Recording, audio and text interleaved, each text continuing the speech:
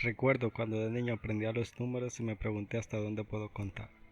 La respuesta, como todos sabemos, es hasta el infinito. Yo me sorprendí. ¿Por qué? Tal vez porque pensé que tenía la capacidad de hacerlo, aunque sabía que no tiene sentido contar hasta infinito. Podía contar hasta cualquier número, y eso es bastante increíble.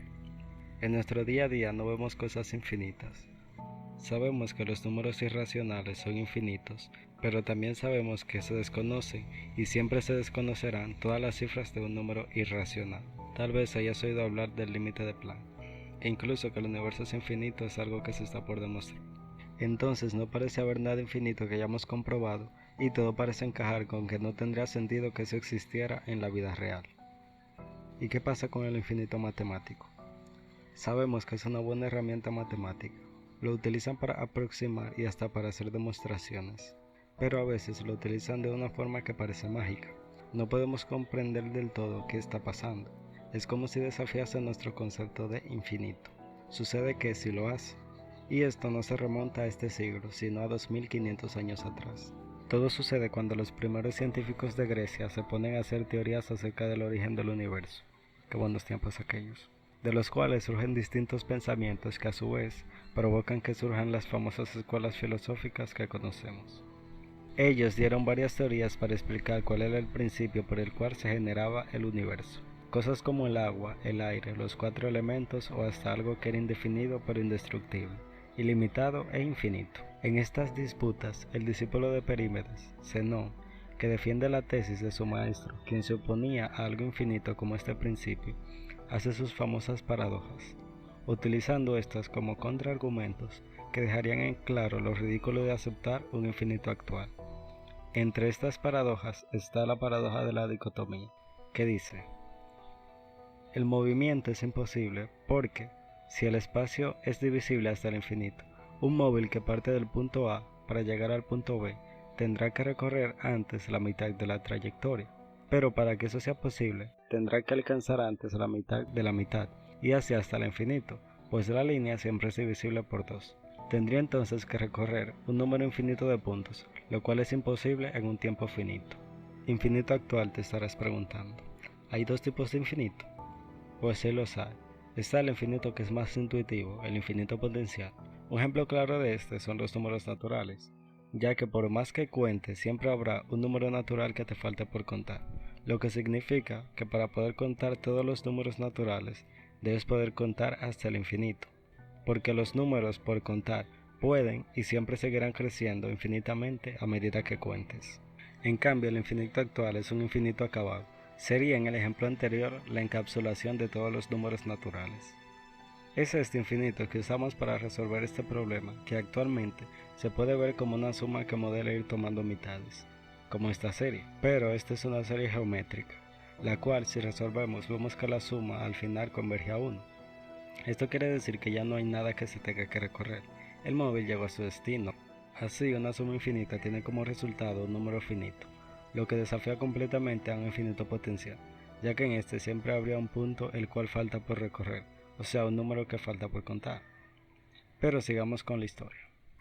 Así que con esto afirmaría Aristóteles: aceptar el infinito acabado da como resultado un sistema inconsistente, e incluso luego escribe sobre la imposibilidad de un infinito acabado en su tercer libro de la física, sembrando así lo que se conoce hoy como el horror al infinito en la antigua Grecia. Eso tendría implicaciones en el mismísimo libro Elementos de Euclides, en el que, aunque de forma implícita, niega completamente la idea de que las magnitudes sean infinitamente grandes o infinitamente pequeñas. Las considera solo en el ámbito de los números y no de las magnitudes. Arquímedes intenta completar las ideas de Euclides usando el método exhaustivo. Este método era ya conocido en la época, y más que verlo como un límite al infinito, era una aproximación de procesos geométricos infinitos, por el cual se podía calcular el área o volumen de una figura a partir de una aproximación a una figura a la que sí se pueda calcular su área o volumen. Es decir, era visto como un proceso dinámico por el cual podías aproximar el área tanto como quisieras, pero nunca alcanzarlo, teniendo así una concepción dinámica del límite. Arquímedes opta por modificar el método exhaustivo y le agrega el análisis de los polígonos circunscritos a la figura y usa una doble reducción al absurdo para la demostración. Plantea una suma de términos infinitos de una sucesión, aunque no lo reconoce así. En su lugar plantea que cuando aumenta los términos de la suma, la serie se exhausta hacia un valor fijo. Con esto actualmente ya será una demostración suficiente. Pero Arquímedes hace una doble reducción al absurdo, demostrando que el área no puede ser ni menor ni mayor que la que encontró. Así vemos hasta qué punto las ideas de sus predecesores hacían que Arquímedes evitara referenciar al infinito y a los infinitesimales. Debe pasar mucho tiempo alrededor del siglo XVII hasta que Cavalieri use los indivisibles para el cálculo de áreas y volúmenes, aunque para él los indivisibles no son más que un instrumento para el cálculo de cuadraturas. Fermat también utiliza una cantidad sumamente pequeña, la cual la utiliza para dividir, pero que a la hora de sumar la puede desaparecer a conveniencia, esto con el fin de encontrar máximos y mínimos. John Wallis sistematizó los trabajos de Cavalieri y René Descartes. Wallis, en vez de trabajar haciendo lo que hizo Cavalieri, de tomar una suma infinita de líneas para calcular una superficie, en su trabajo divide los intervalos AB en h partes iguales. La suma de todas esas h es el área que desea calcular. Unos años después, Newton y Leibniz también hacen uso de cambios infinitamente pequeños que pueden operar o no a conveniencia, por lo cual logran muchos resultados, identificando así los problemas que vimos anteriormente de diferenciación o de antidiferenciación. Pero reciben críticas, como de Berkeley, quien dijo que la salida a través de los infinitesimales constituía una falsa salida al problema del horror al infinito planteado por los antiguos griegos.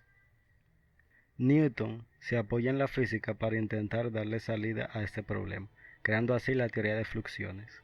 Estas dos teorías hicieron grandes aportes al cálculo, aunque la diferencia entre ambas es que Leibniz puso mayor énfasis en el formalismo matemático. A pesar de todas estas herramientas que tenían los matemáticos, en la segunda mitad del siglo XVIII surge la necesidad de extender las operaciones desarrolladas en el cálculo infinitesimal hacia una mayor cantidad de funciones, y se hizo necesario aclarar el concepto de función y sus manipulaciones algebraicas y al límite funcional. Euler creó una nueva rama de la matemática con los trabajos de Newton y Leibniz llamada análisis. Euler trabajó con funciones en vez de curvas. En esta época los matemáticos pensaban que lo que se cumplía con cantidades finitas también funcionaba con infinitas, lo que llevó a que Euler se fundamentara más en el resultado y no en los fundamentos. Allenberg presentaba dudas sobre el trabajo de Euler con las series divergentes y consideraba errónea la necesidad de desvanecer una cantidad. Esto lo impulsa a brindar una primera definición del límite.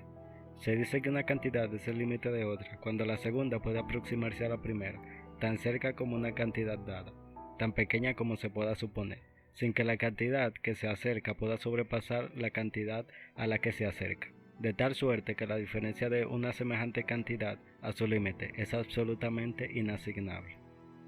En el siglo XIX y principios del siglo XX, los matemáticos ven la necesidad de crear una teoría de límites como base al análisis matemático. Esto debido a problemas como que la educación ahora era obligatoria, el desarrollo del concepto de función y otros varios problemas matemáticos. No es hasta la llegada de Cauchy que, intentando crear más rigor a todas las ideas del cálculo existente, logra dar una definición mucho más formal que dice así: cuando los valores que va tomando sucesivamente una variable particular se aproximan indefinidamente a un valor fijo, de tal manera que acaben por diferir de él tan poco como queramos, entonces este último valor recibe el nombre de límite de todos los anteriores. Todas estas definiciones, aunque bien, solo tienen un problema. Aparte de que no son definiciones numéricas, ven al límite como un proceso que se da cuando podemos acercar un valor tanto como queramos hacia un valor fijo. Pero no es hasta la llegada de Weierstrass que el límite supera esta concepción dinámica y se convierte en algo estático, superando el horror al infinito, lo cual consigue con su famoso estilo epsilon delta, que es con el que trabajamos hoy en día. La definición del límite con esta demostración es más simple de lo que parece, así que para verla vamos a imaginar una función arbitraria. En ella, cuando x vale c, su límite es igual a L. Luego, sabemos que si tomamos cierto intervalo en el dominio corresponderá a un intervalo en la imagen, y este intervalo en el dominio lo podemos hacer tan pequeño como queramos, y corresponderá a un intervalo también pequeño en la imagen de la función. Con ello sabemos que en C, como se puede acercar tanto a L como queramos, entonces L es el límite de C. Si lograste entender eso, en realidad ya estás muy cerca de entender la definición formal del límite. Lo único que debemos hacer ahora es definir estos intervalos en el dominio y en la imagen. Así que como el intervalo en el dominio será tan pequeño como queramos, usaremos una variable llamada epsilon para representarlo. Los puntos que representarán el intervalo cerrado serán la suma de c más epsilon y c menos epsilon. Así que podemos representar esto como que el valor absoluto de la resta de nuestra x menos c debe ser mayor a epsilon, y este rango no puede ser 0, así que colocamos una restricción más para que siempre sea mayor que este.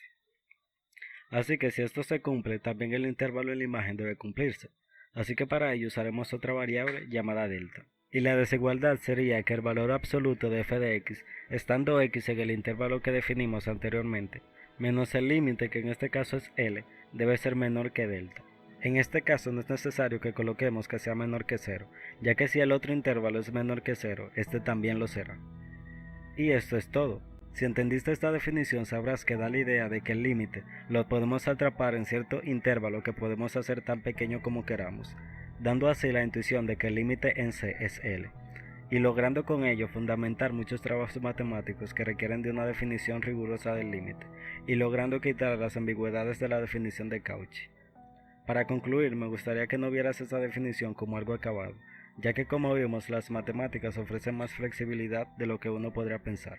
Conté toda la historia detrás de esa definición y de lo mucho que se tuvo que trabajar para llegar a ella, justo para que vean que no fue un proceso que se logró de la noche a la mañana, y por qué parece ser tan poco intuitivo para muchas personas.